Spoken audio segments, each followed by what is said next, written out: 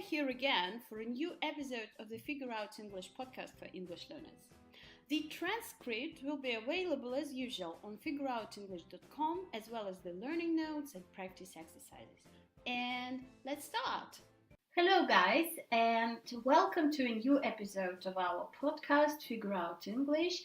And thank you very much for watching, thank you very much for listening, and I would like to kindly remind you that you can now find us on YouTube, on Spreaker, and also on Patreon. And on Patreon you can support our work, which we will really appreciate, because we would like to upgrade our editing equipment, and it takes a lot of time to create all these episodes for you. Yes, we enjoy that, but any help will be great. So if you want to support us, go to patreon.com/sorda, and you will find all the episodes of the podcast and also Patreon only special video and live lessons, and you will be able to vote for the new topics of the new episodes.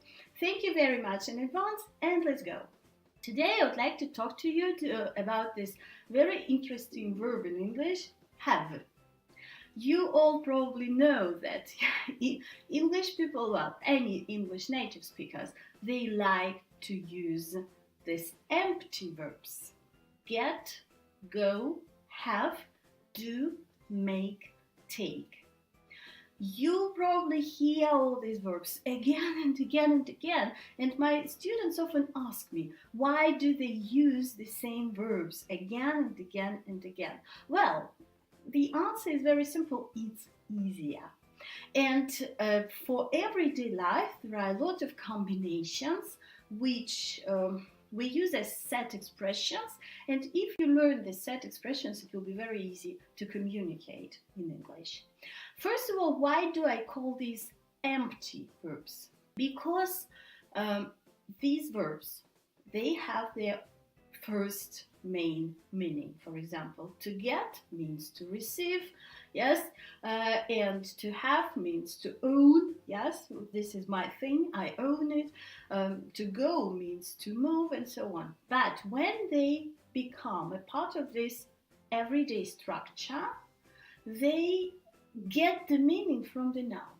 And especially it's very, very clearly seen when we talk about the verb have.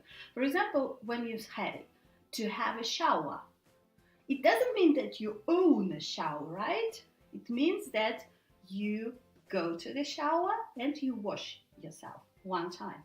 For example, when you say have breakfast, again, it doesn't mean that you own the breakfast, but it means that you eat the breakfast. Why do they use it like that? Because they don't have the difference between infinite and finite actions, completed, non-completed actions. In other languages, they sometimes express this meaning with the help of the prefix. For example, есть, to eat in Russian, съесть, to have eaten in Russian. When I add this s, it means completed action, to be eaten and to have eaten. In English, we don't do it inside the word. We don't use these prefixes to show if we are talking about the action in general or about one particular action.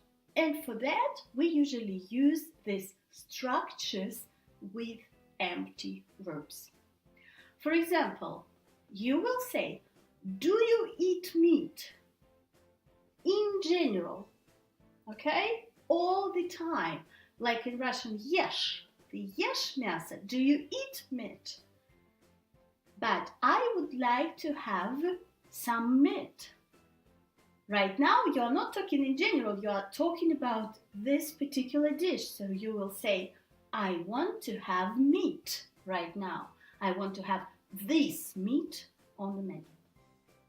And usually, the difference between a full verb and a structure with the empty verb shows all the actions and one-time action. For example, I don't smoke at all, never, many actions. I want to have a cigarette. I want to have one cigarette. Okay, again, Russian is very easy here to give examples.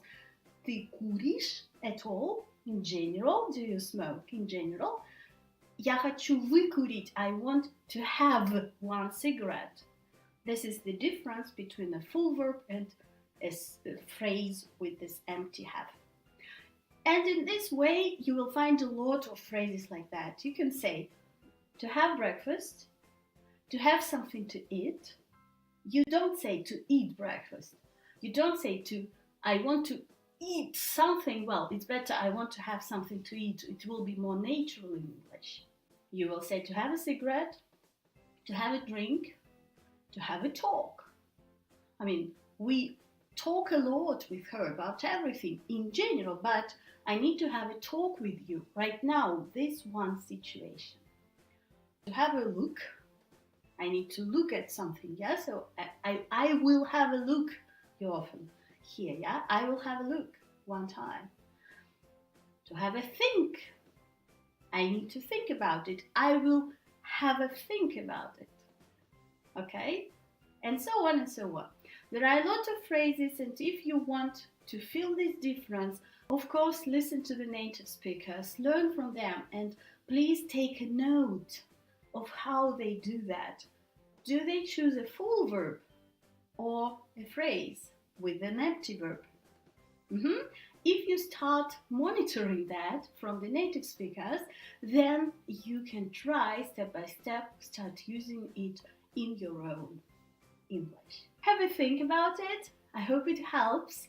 And if you have any questions, please contact me on the website www.stordart.com or on Spreaker. And thank you very much for listening. Thanks for listening.